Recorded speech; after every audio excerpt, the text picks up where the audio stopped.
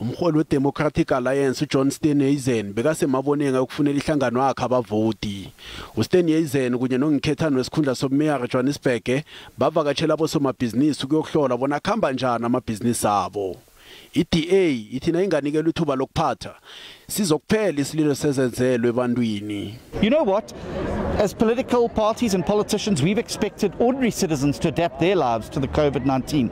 I think it would be crazy to suggest that we don't have to adapt our lives to the COVID-19. So we had a terrific manifesto launch on the weekend, watched by hundreds of thousands of people. We had to do it differently. It wasn't in a stadium this time, but we were still able to get that message across. Kusesenjalo, umholi we-EFF uJulius Malema uthi ihlangano yakhe ayinandaba nalabo abafuna ukuyoyimangalela ngesibalo sabalandeli bayo abezemnyanyeni wayo ukwethula ihlelo leenthembiso zayo.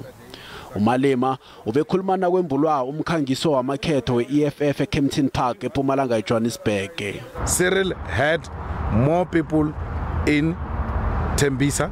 Cyril had more people in Soweto. It has never been an issue. These nonsensical regulations that must apply to the EFF is not going to happen.